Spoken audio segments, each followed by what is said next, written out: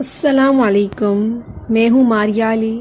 آپ مجھے سن رہے ہیں ہمارے چینل VPS کے پلیٹ فارم سے۔ جیسے رمضان کی آمد ہوئی، آج میں آپ سے شیئر کروں گی کہ ہم اپنی زندگی کا یہ جو بہترین وقت اللہ تعالیٰ نے ہمیں دیا ہے، ہم اپنی زندگی کا جو ایک میں کہوں کہ انزائٹی، یہ ہڑبڑ دڑبڑ، یہ ہنگامہ، ہم کس طریقے سے اس کو کم کر سکتے ہیں۔ میں اور الحمدللہ ہم سب گھر والے ہر رمضان میں اللہ تعالیٰ ہمیں موقع دیتا ہے کہ ہم کیا کرتے ہیں۔ ویسے تو سبھی قرآن پاک پڑھتے ہیں، گھر میں کمپلیٹ کرنے کی کوشش کرتے ہیں، لیکن ہم سب گھر والے مل کر اس کا ترجمہ پڑھتے ہیں۔ کوئی ایک ترجمہ پڑھتا ہے، باقی سب لوگ اس کو سنتے ہیں۔ تو مسائل بھی آتے ہیں، کبھی کبھار کوئی بات سمجھ میں بھی نہیں آتی تو یوٹیوب ہمارے پاس ہوتا ہے، اور ہمارے ارد گرد جو ایک اچھا پڑھا لکھا عالم جو دین اور دنیا دونوں کو جانتا ہو، ہم ان سے بھی مشورہ کر لیتے ہیں کہ اس آیت کا جو مطلب ہے ہم کیسے لے سکتے ہیں۔ وہ بہت ہی کم کیسز میں ایسا ہوتا ہے، ورنہ اللہ تعالیٰ نے جو قرآن کو جس طریقے سے نازل کیا ہوا ہے، اس میں جو کچھ اس میں لکھا ہوا ہے وہ بہت ہی سمپل لینگویج ہے۔ اس میں کوئی ایسی بات نہیں ہے جو ریت جو رسمیں، شادی ہو، غمی ہو، فوتگی ہو، روزمرہ کی زندگی میں جو ہیکٹک لائف ہم نے خود بنائی ہوئی ہے، قرآن کو پڑھ کر لگتا ہے کہ ہم تو ہر ایک چیز سے بری الزما ہیں۔ اتنی سمپل لائف اور ہم اتنے اچھے طریقے سے گزار سکتے ہیں۔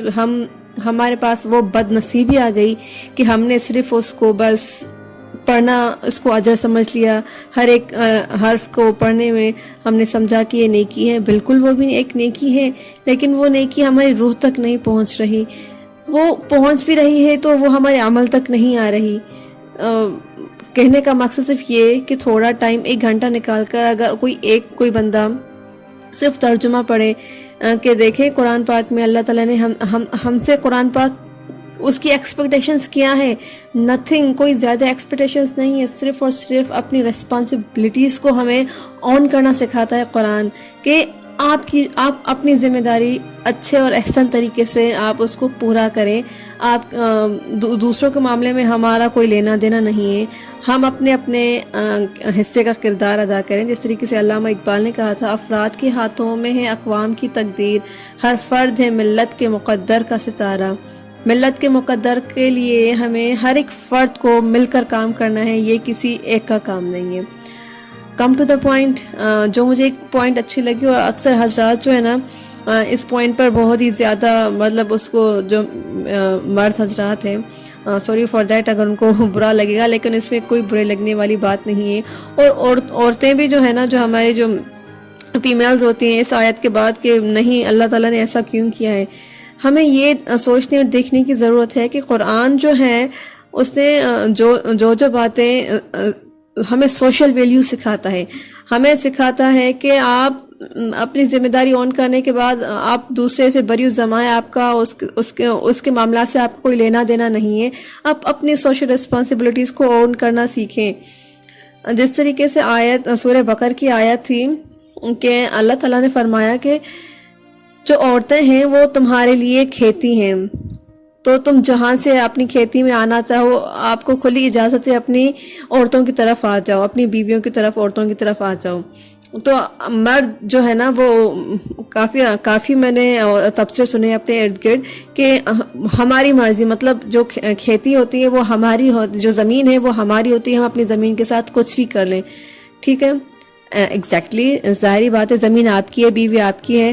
تو مجھے ایک بات میں نے کہا کہ اللہ تعالیٰ نے کتنی اچھی مثال دی ہوئی ہے کہ جس کی زمین ہوتی ہے، مرضی بھی بالکل اسی کی ہی ہوتی ہے، لیکن اس زمین کی رکھوالی کرنا کتنا بڑا اس کے اوپر ایک رسپانسبلٹی ہوتی ہے۔ ظاہری بات ہے، اگر زمین بنجر ہوئی تو اس زمیندار کا چہرہ ہمارے سامنے ہو تو وہ کس طریقے سے ہوگا، اگر زمین زرخیز ہو تو اس کا جو چہرہ، جو اس کا کردار ہے، اس کی پرسنالٹی وہ کس طریقے سے ہوگی۔ اسی طرح اگر کسی مرد کی جو عورت ہے، وہ مرد کے رویوں کی وجہ سے وہ جو زمین جو اللہ تعالیٰ نے آپ کو دی ہوئی وہ بنجر ہو جائے تو آپ کا کیا حشر ہوگا، آپ کی نسلوں کا کیا ہوگا۔ اللہ تعالیٰ نے آپ کو زمین ورثے میں دے دی نا، تو یہ سوچیں کہ زمین کو زرخیز بنانے کے لیے محنت کس کو کرنی پڑتی ہے، اس پر توجہ، راتوں کو جاگنا، اس کو زرخیز بنانا، اس کی کھاد، اس کو پانی، وہ سب کس کے ذمہ ہے؟ وہ زمین کے ذمہ تو نہیں ہے، وہ زمین کے مالک کے ذمہ ہے۔ تو وہ جو زمین اللہ تعالیٰ نے مرد کو دی ہوئی ہے نا، مرد کے اوپر اس زمین سے زیادہ رسپانسبلٹی ہے۔ آپ نے تو خیال رکھنا ہے، اس زمین کو بنجر بنانے میں بھی مرد کا ہاتھ ہے، اس زمین کو زرخیز بنانے کے لیے بھی اسی مرد کا ہاتھ ہے۔ ذرا سوچئے، اپنی جو اللہ تعالیٰ نے آپ کو جو زمینیں دی ہوئی ہیں نا، دیکھیے اگر وہ بنجر ہیں تو کس کی وجہ سے، اگر وہ زرخیز ہیں تو وہ بھی آپ ہی کی وجہ سے ہیں، اگر وہ بنجر ہیں تو وہ بھی آپ ہی کی وجہ سے ہیں۔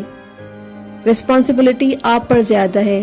جس کے پاس زمین ہوتی ہے نا، اس کو وہ راتوں کو اٹھ کر اس کی رکھوالی بھی کرے گا، اس کو بیج، اس کا پانی، جب دھوپ آئے گی تو اس کو بچائے گا، جب وہ اس کو کیڑا لگے گا اس کے لیے اسپرے کرے گا، اس کو بچائے گا۔ اسی طریقے سے اللہ تعالیٰ نے جو آپ کے ہاتھوں میں دیے نا، وہ جو اولاد آپ پھل کی صورت میں آپ لیتے ہیں، وہ ایسے ہی نہیں ہے، ایسے ہی آپ کو اللہ تعالیٰ نے ایسے ہی آپ کو وہ زمین نہیں دی ہوئی ہے۔ اللہ تعالیٰ نے آپ پر ڈبل رسپانسبلٹی رکھی ہوئی ہے۔ اگر آپ کو وہ زمین پھل دے رہی ہے نا، تو اس پھل کے نتیجے میں آپ سوچیں، جس کے پاس زمین ہوتی ہے نا، جو زمیندار ہوتا ہے، وہ کبھی جو میں نے بھی زمیندار دیکھے ہوئے اپنے گاؤں میں ارد گرد، وہ کبھی سکون سے نہیں بیٹھتا، وہ 24 آورز ڈیوٹی پر ہوتا ہے۔ دیکھو کوئی چور تو نہیں گھس کے آ رہا ہے رات کو، اس بار کیا فصل ہوئی ہے، اس بار جو کھاد ہے وہ کہاں سے لینی ہے۔